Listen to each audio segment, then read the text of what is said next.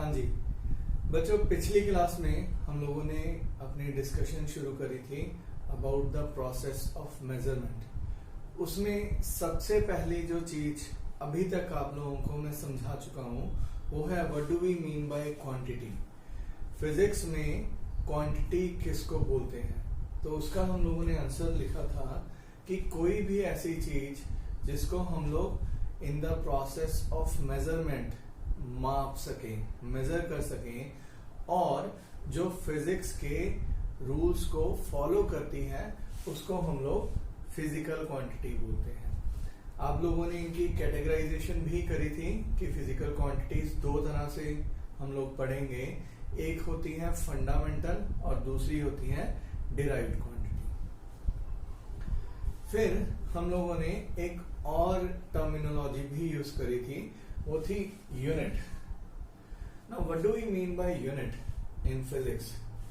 सो किसी भी physical quantity की एक स्टैंडर्ड मेजरमेंट, एक स्टैंडर्ड साइज की मेजरमेंट को हम लोग उसका यूनिट बोलते हैं। जैसे हम लोग आगे जाके देखेंगे कि अलग अलग फिजिकल क्वांटिटीज के हम लोगों ने अलग अलग यूनिट्स अलग अलग सिस्टम्स में डिफाइन करेंगे। तो we will be talking about units, but एक चीज मैं आपसे डिस्कस करना चाहता हूं बिफोर आई प्रोसीड फर्दर कि किसी भी क्वांटिटी को कंप्लीटली एक्सप्रेस करने के लिए I require two things. One is the numerical value of that particular quantity and second is its unit. जो क्वांटिटी है, जब उसकी कंप्लीट डिस्क्रिप्शन आपने देनी है तो उस डिस्क्रिप्शन में आपको दो चीजों के बारे में इंफॉर्मेशन सामने वाले को देनी पड़ेगी। एक, आप कौन सा न्यूमेरिकल फैक्टर लगाना चाहते हैं, माने कितने न्यूमेरिक की बात कर रहे हैं, और दूसरा उसका यूनिट क्या है, माने किस स्टैंडर्ड में आप उसकी मेजरमेंट की बात कर रहे हैं। जैसे मैं आपको एक एग्जांपल देता हूं कि suppose I talk about my height on a rough basis. Suppose अगर मैं अपनी हाइट की बात करता हूं, so my height denotes length. तो हाइट या लेंथ ये एक फिजिकल क्वांटिटी हुई, और मान लीजिए मेरी हाइट जो है वो रफली 3 मीटर है।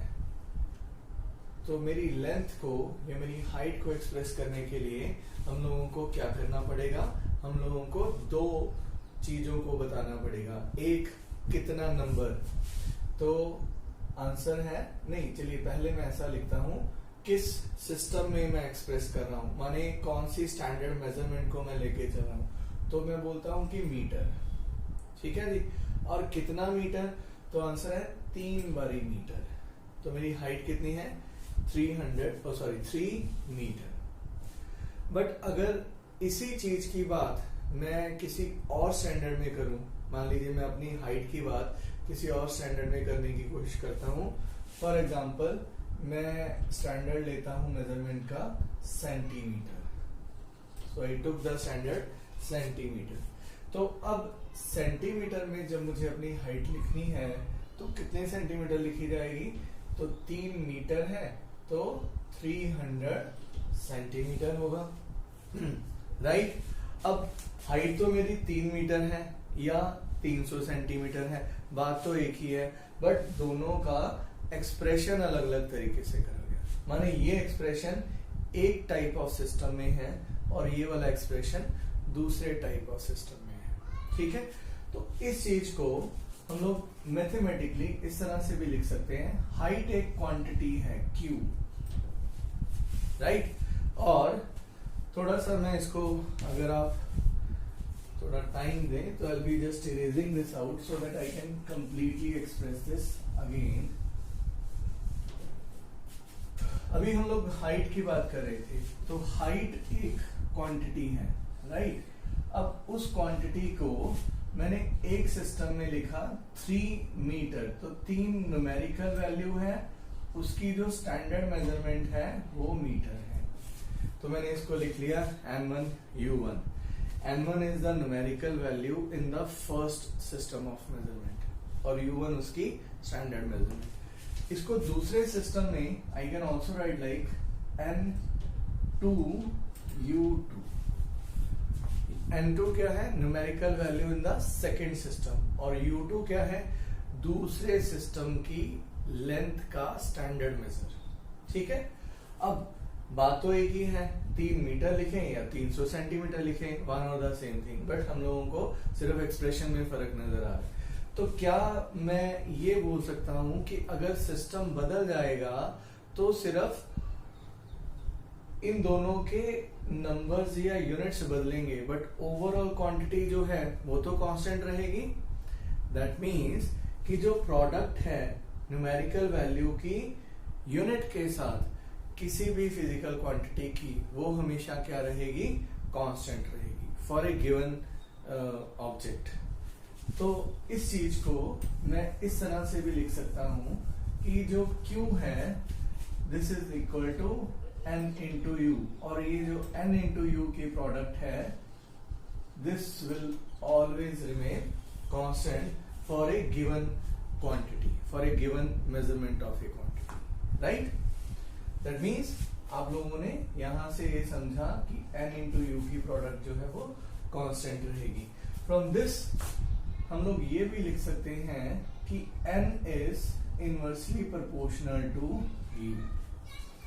जो न्यूमेरिकल वैल्यू है किसी भी मेजरमेंट की, वो इनवर्सली प्रोपोर्शनल होती है उसकी स्टैंडर्ड मेजरमेंट की, माने यूनिट की।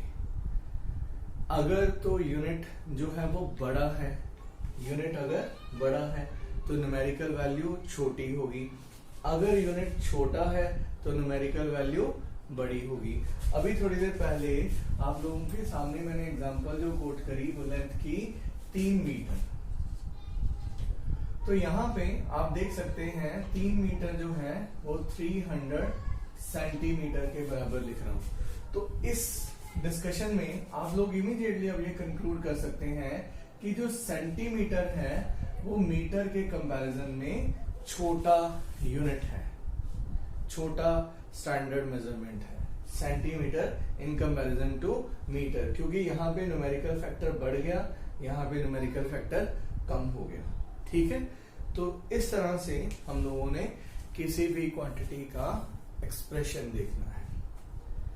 अब इस चीज को समझने के बाद अगली चीज जो हम लोगों ने डिस्कस करनी है वो है सिस्टम ऑफ यूनिट्स। क्या होता है सिस्टम? तो सिस्टम का मतलब है एक ऐसा सेट, ग्रुप, जिसमें फंडामेंटल और डिराइव्ड यूनिट्स जो हैं किसी भी फिजिकल क्वांटिटी के, वो आते हैं। कोई भी ऐसा group of fundamental and derived units जिसमें हम लोग उन सभी को इनकॉर्पोरेट करते हैं। अब हमारे पास जो सिस्टम है यूनिट्स के वो बहुत तरह के हैं, तो उनकी अब हम लोग ब्रीफ में टाइप्स डिस्कस करते हैं। सबसे पहला जो सिस्टम यूनिट्स की मतलब यूनिट्स का चल रहा था उसको हम लोग ट्रेडिशनल सिस्टम बोल सकते हैं। ट्रेडिशनल जो सदियों से चलता आ रहा था और ये लोकल लेवल पे ही प्रेवलेंट था।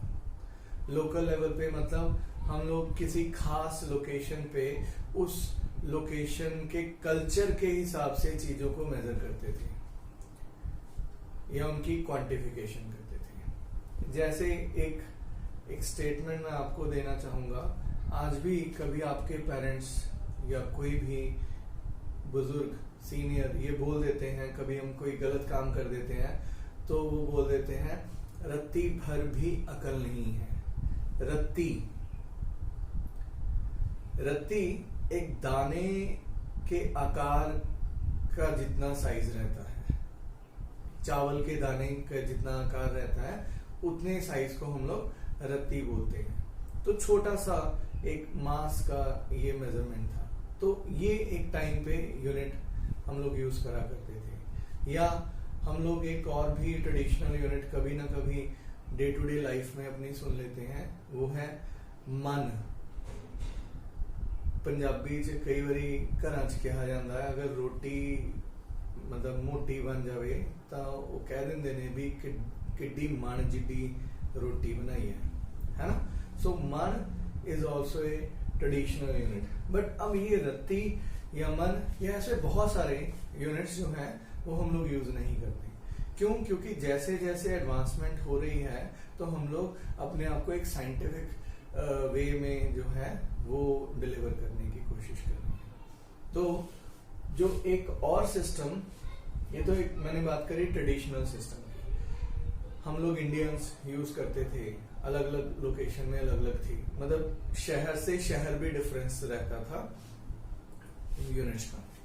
फिर हमारे पे बहुत अरसा, बहुत समय तक ब्रिटिश लोगों ने जो है वो रूल करा, तो इन्होंने भी अपना एक सिस्टम बनाया हुआ था और इन्होंने हमारे पे इम्प्लीमेंट करा। उस सिस्टम को हम लोग बोलते हैं FPS सिस्टम। इस सिस्टम में जो 3 बेसिक क्वांटिटीज हैं, फंडामेंटल क्वांटिटीज हैं, लेंथ, मास और टाइम, उनके ये यूनिट्स थे। लेंथ को फुट में एक्सप्रेस करा जाता था, मास को पाउंड में, टाइम को सेकेंड में। अब देखिए ब्रिटिश सिस्टम जो है वो अभी भी हमारे कल्चर में कहीं ना कहीं प्रिवेल कर रहा है। किस तरह से? आज की डेट में भी अगर आप लोग बर्थडे सेलिब्रेशंस के लिए मार्केट में से केक परचेज करने जाते हैं तो आप लोग ऑर्डर देने के समय केक के लिए ये बोलते हैं कि भैया 2.5 पाउंड का केक बना दो या 2.25 पाउंड का बना दो, या जो भी मतलब आप साइज जो है उसको बोलते हैं, है ना। तो या अगर आप बोलते हैं कि केक दे दो तो वो पूछ लेता है कि कितने पाउंड का चाहिए। तो पाउंड जो है ये एक मास का सिस्टम, मास का यूनिट है जो ब्रिटिश के टाइम पे प्रिवेल कर रहा था। इसी तरह से कुछ और सिस्टम ऑफ यूनिट्स भी उस टाइम पे ऑपरेशनल थे, जैसे फ्रेंच सिस्टम थे। एक था CGS सिस्टम और दूसरा था MKS सिस्टम। CGS सिस्टम जो है वो मेजरमेंट का एक स्मॉलर सेट ऑफ मतलब छोटा यूनिट का सिस्टम था, और जो MKS है वो क्वांटिटीज को लार्जर एक्सप्रेशन में देने के लिए सिस्टम ऑफ यूनिट्स बनाया गया था। ओके, तो CGS में लेंथ जो है उसको सेंटीमीटर में, मास को ग्राम में, टाइम को सेकंड में हम लोग मेजर करते थे। MKS में लेंथ मीटर में, किलोग्राम, मास किलोग्राम में और टाइम को सेकंड में एक्सप्रेस करा जाता था। अब ये वाले जो सिस्टम ऑफ यूनिट्स हैं ये प्रेवलेंट थे अलग अलग टेरिटरीज में, अलग अलग लोकेलिटीज में, अलग अलग कंट्रीज में।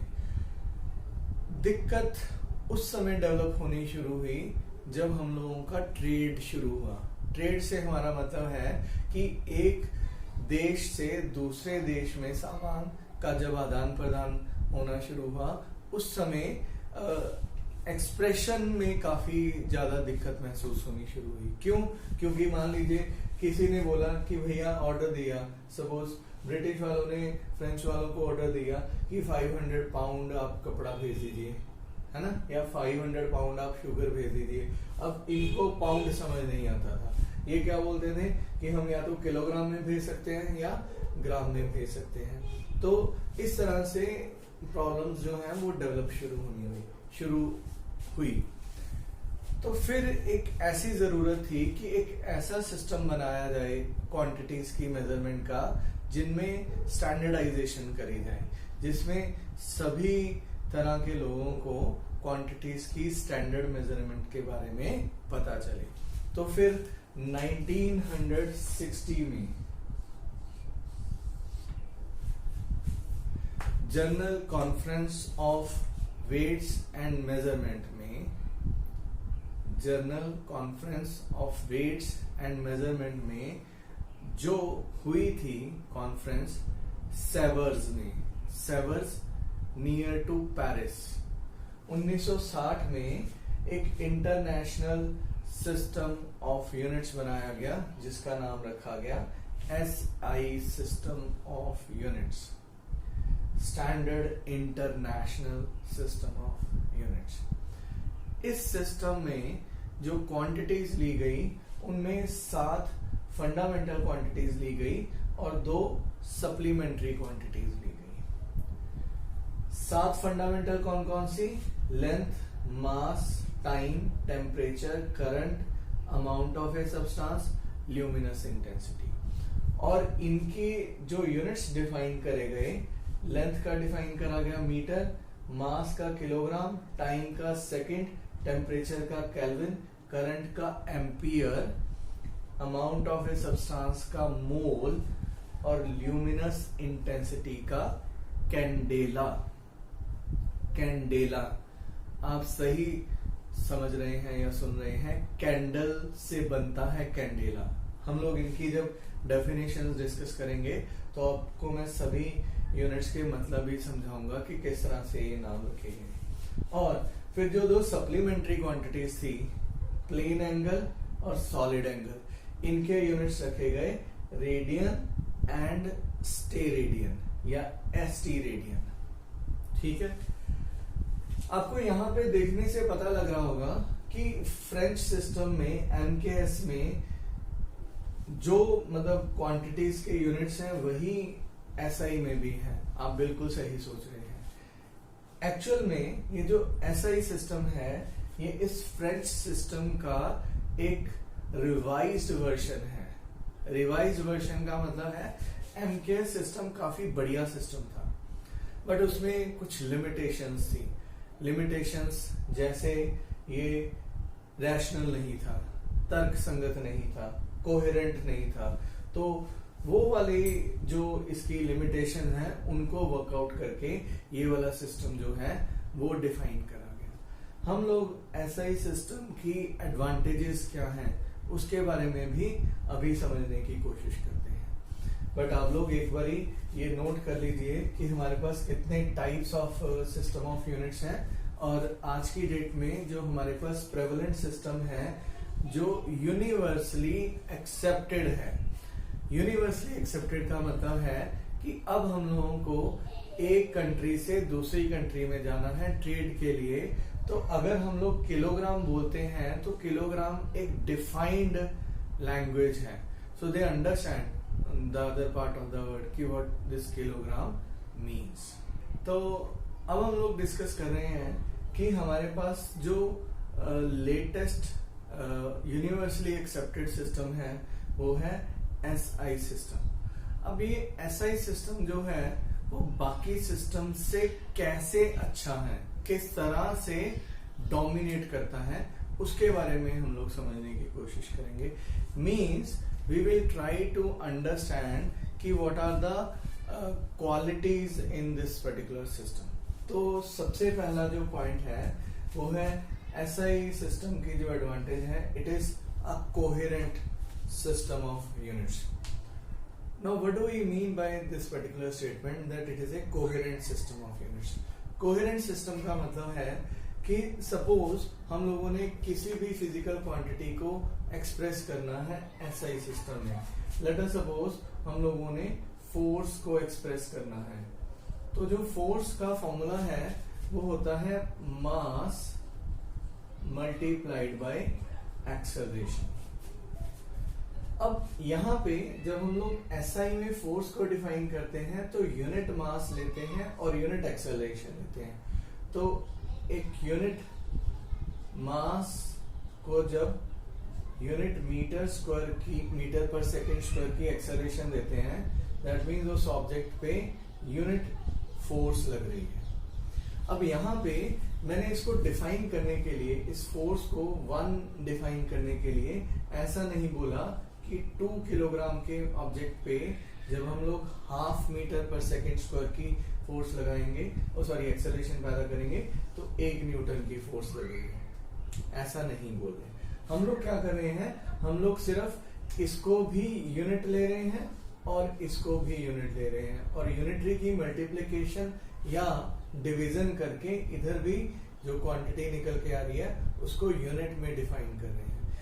What I am trying to say out of this discussion वो ये है कि जब हम लोगों को एसआई में किसी भी क्वांटिटी को डिफाइन करना है तो हमें किसी भी न्यूमेरिकल फैक्टर को नहीं लेना, सिर्फ क्वांटिटीज की स्टैंडर्ड मेजरमेंट को लेना है। जैसे अगर मैं आपके सामने लिखूं स्पीड, तो स्पीड का फॉर्मूला है डिस्टेंस अपॉन टाइम। तो अब जब मैंने स्पीड को डिफाइन करना है एसआई में, स्टैंडर्ड सिस्टम में, तो मुझे यहाँ पे डिस्टेंस के साथ कोई न्यूमेरिकल फैक्टर या टाइम के साथ कोई न्यूमेरिकल फैक्टर लगाने की जरूरत नहीं है। हम लोग इसको भी यूनिटरी लेंगे और इसको भी यूनिटरी लेंगे, तो इनका यूनिट मान के हम इस पर्टिकुलर क्वांटिटी को डिफाइन करेंगे। This is what we mean by coherent system. ठीक है, ओके। अब दूसरा जो टर्म है वो है rational. SI system is rational. Now what do we mean by rational? Rational means logical, rational means तर्क संगत, रैशनल मीन्स टुकमा। दैट मीन्स ये वो सिस्टम है जिसमें हम लोग एक टाइप ऑफ फिजिकल क्वांटिटी को डिफाइन करने के लिए अलग अलग यूनिट्स नहीं लेते। Like let us talk about example. हम लोग बात करते हैं एनर्जी की। एसआई सिस्टम में एनर्जी का जो यूनिट है वो है जूल या जूल।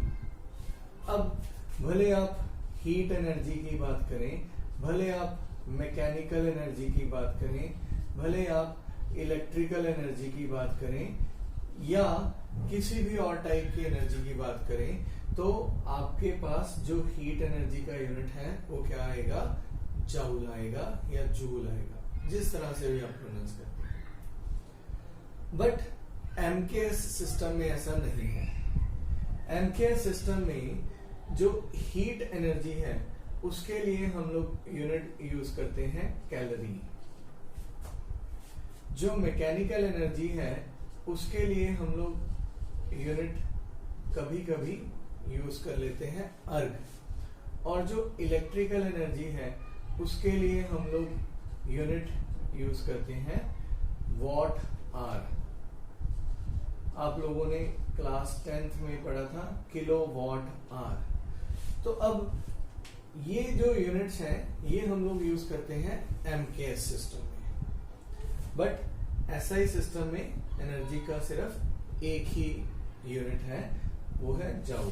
तो इसका मतलब ये रैशनल। ओके, थर्ड जो टर्म हम लोगों ने यूज करनी है वो है कि जो इसकी एडवांटेज बतानी है वो है that this is a matric system. Matric system का मतलब है कि एसआई सिस्टम जो है 10 को बेस मान के ऑपरेट करता है। 10 को बेस मानने का मतलब है कि क्वांटिटीज का कन्वर्शन हम 10 के मल्टीपल्स या सब मल्टीपल्स में कर सकते हैं in SI system of unit. Very easily we can do that. किस तरह से? इसके बारे में I will be just explaining you in brief. Now we have got in the process of measurement suffix like prefix like deci, centi, milli, micro, nano, pico, femto, atto। अब जब हम लोग ये वाले टर्म्स लिखते हैं डेसी, तो इसको बड़ी इजीली हम लोग एसआई में कन्वर्ट कर सकते हैं। किस तरह से? डेसी अगर लिखा रहेगा तो उसका मतलब है 10⁻⁻1। माने अगर इसको एसआई में कन्वर्ट करना है तो 10 को बेस लगा के उसके ऊपर -1 लिख दिया। सेंटी का मतलब है 10⁻², milli means 10⁻³ micro -6, nano 10⁻⁻9, pico 10⁻⁻12, femto और फर्मी 10⁻15, आटो 10⁻18। तो इस तरह से हम लोग ये वाले जो प्रीफिक्स हैं वो लगा के एसआई सिस्टम को या उसमें वैल्यूज को एक सिस्टम से दूसरे सिस्टम में कन्वर्ट कर सकते हैं। हमारे SI system is operating on this base of 10 multiples या सब मल्टीपल्स ऑफ 10। इसी तरह से ये तो हम लोग जो प्रीफिक्स यूज करते हैं वो for negative values, that means for smaller values use करते हैं। For larger values we have got prefix like Deka,